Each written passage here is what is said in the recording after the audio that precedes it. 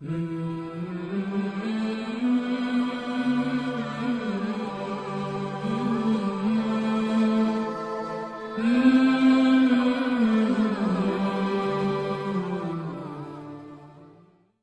علیہ السلام فرمائی، یعنی حضرت ابو هريره رضی الله عنه هغه روایت نقل کړي، هغه یو سړی د نبی علیہ السلام څخه پوښتنه وکړه چې یا رسول الله، اے د الله رسوله، اي صدقه اعظم اجرا، کومه صدقه چې دا هغه ډیر اجر والا ده، چې دا هغه ډیر زیات ثواب یې او الله ته ډیر زیاته خوښ وي، هغه کومه صدقه ده؟ نبی علیہ السلام ورته وایي، قال ان تصدق وانت صحیح شحیح. نبی علیہ السلام ورته وایي ته داسې وخت کې صدقه وکړې چې ته تندرست یې، صحت والا یې، جوړ یې، او شحیح معنا دا ده چې ستا په زړه کې د پیسو د مال تمنا هم ډېره زیاته وي، یعنی د پیسو شوق هم لرې او بل صحتمند وي. په دغه وخت کې چې ته کم صدقه وکې، دغه الله ته ډېره زیاته خوښه ده. او بل وتخشى الفقر، او په تا باندې د فقر هم خوف وي، یعنی ته دا ستا په زړه کې هم دا خوف وي چې زه دا صدقه وکم داسې نه غریب سمه. او وتعمل الغنا، او په زړه کې دغه تمنا هم وي، دا امید هم وي چې کېدای شي الله مې نور غني کړي، دا تمم په زړه کې لري. ولا تمهل حتى بلغت الحلقوم،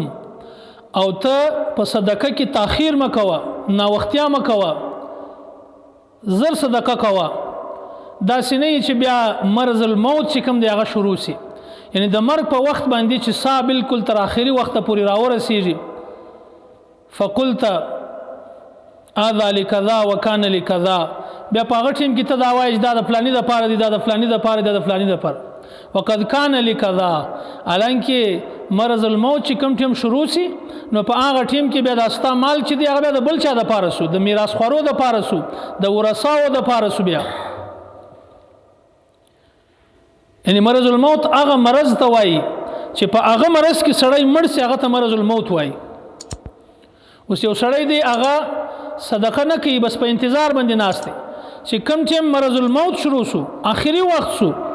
په دغه ټیم کې بیا دی وایي چې دا د فلاني مسجد دپاره 1 لک روپۍ دی، د فلاني مدرسې دپاره، د فلاني غریبانو دپاره، د دې دپاره. په دغه ټیم کې چې وایي ته بیا صدقې کوې، نو چې مرض الموت څنګه شروع سو، ستا مال چې کوم ته په نازېدلې هغه مال دا ټیم ستا دپاره چې دی هغه ستا د ورثاو سو. ته که چیرې وصیت کوې په خپل مال کې، د درېیمې حصې څخه خالي وصیت کولی شي، نور مال چې دی هغه بس تر ابده ستا څخه ولاړی، ستا د ورثاو سو. ستا وارثان چې کوم دي دا مال هغو ته تقسیم سو، یعنی د کم مال باندې چې تا فخر کوي،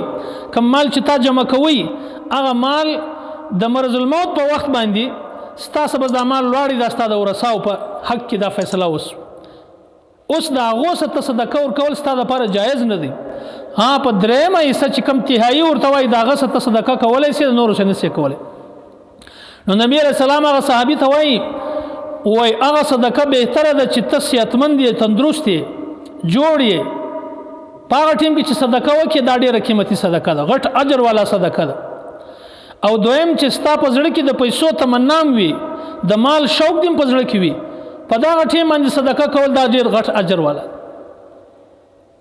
او بل په صدقه کې چې دې ته تاخیر مکوه، ناوختیا مکوه، فوراً چې په ذهن کې رالی یو ځای ضرورت دی د صدقې، د پیسو ضرورت دی، د یو خیر کار دی، نو فوراً هلته صدقه کوه. یو حدیث کې نبی علیہ السلام فرمایي، ما من يوم يصبح العباد فيه الا ملكان ينزلان، وای هر سهار داسې سهار نشته چې په هغه کې 2 فرشتې نه را نازلېږي، دنیا ته 2 فرشتې راځي. فيقول احدهما، په هغو کې یوه فرشته دا وایي، اللهم آتی منفقا خلفا، اے الله هغه سړی چې صدقې کوي، پیسې خرڅوي، ستا په لاره کې په خیرات کې پیسې ورکوي، د دغه مال نور ور زیات کړي. دا فرشته باقاعده دعا ورته کوي، یعنی یو فرشته دا دعا کوي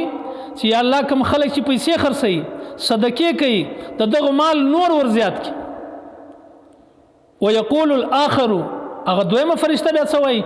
دویمه ملائکه بیا څه وایي اللهم اعطي ممسكا تلفا یا الله د هغه سړي مال ور هلاک کا څوک چې پیسې راګرځي صدقه نه کوي خیرات نه کوي یعنی دواړي فرشتي دي و فرشته دا دعا کوي چې کم خلک پیسې خرڅي صدقه کوي په مدرسه لګي په مسجد لګي د غریب خیال ساتي صدقه کوي د دغه مال و یا الله نور ور زیات او بل فرشته بیا دا وایي چې کم څوک راګرځي صدقه نه کوي بخالت کوي بخیل دی یا الله د دغه مال ور هلاک نو اوس موږ زیندار ته وایي چې پیسې ورکم صدقه وکم نو زما مال کمیږي پیسې کمیږي په زر کې کم 100 روپۍ ورکړي نو خو 900 روپۍ پاتې شو لیکن دلته په حدیث کې راځي وای فرشتي ورته وایي چې مال ور زیات کوي الله یعنی په حدیث الفاظ دي د فرشتو دعا ده موږ په خپل عقل باندې نه چلیږو کم چې په حدیث کې نبی اسلام راته ویل دي چې ستا په صدقه کولو باندې ستا مال زیاتیږي نو کم سړی چې صدقه کوي دا مال الله نور ور زیاتوي او چې راګرځي دا مال د فرشتو په دعا په وجه باندې الله ور هلاکوي او یو حدیث کې راځي السعي على الارمله والمسكين وای په یو به خوند زنانه یعنی چې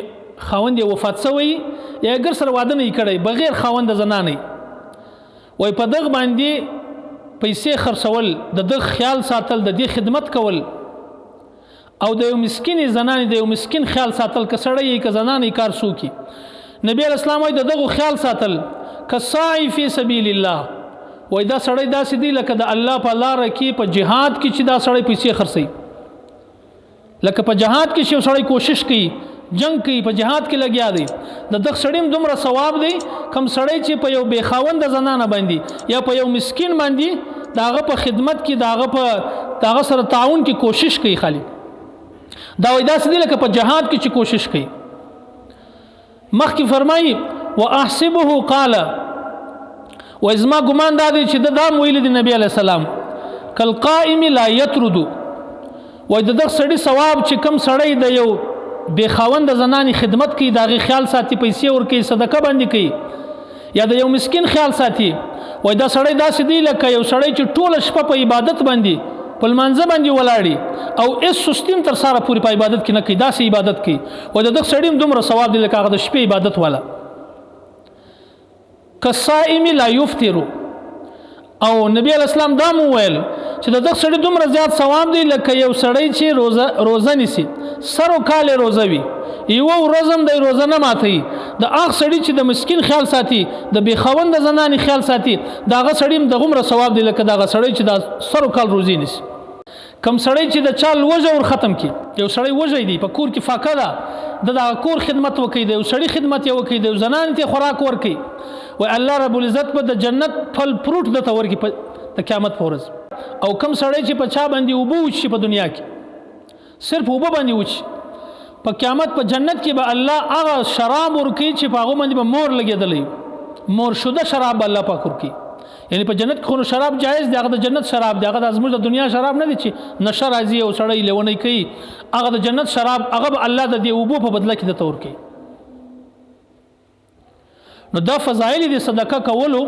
او په مسلمان په یو مسکین باندې پیسې خرڅول یو مسجد ته پیسې ورکول یو مدرسې ته پیسې ورکول یعنی د صدقې یو زین جوړول دغه چې د ډیر زیات فضایل دي په حدیثو کې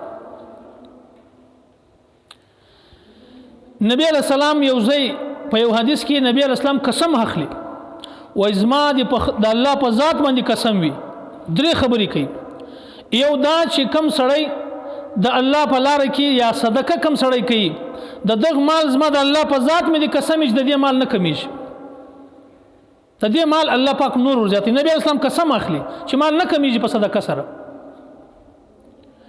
او یو هغه سړی چې په هغه باندې ظلم وسی او دا هغه ظلم دی په هغه باندې صبر وکي زه قسم واخم نبی علیہ السلام وای چې دغه سړی عزت کې اس کمیم نه راځي بلکې عزت الله پاک نور ورزياتي دا دوا دریم هغه سړی چې هغه تر ضرورت زیات خیرات غواړي مطلب د ضرورت چې د یوې شپې 24 غنټې ضرورت یې پر دی خدای د خپل مال بڑاویدو د پاره د مال د زیاتولو د پاره د خلکو څخه پیسې غواړي نبی اسلام وایي زه قسم اخم چې الله به په ده باندې د فقر دروازه خلاصه کړي. تر مرګه پورې به دا سړی دغسې ذلیل او شرمنده وي، د خلکو محتاج به جوړ کړي او د خیرات په ټولوي.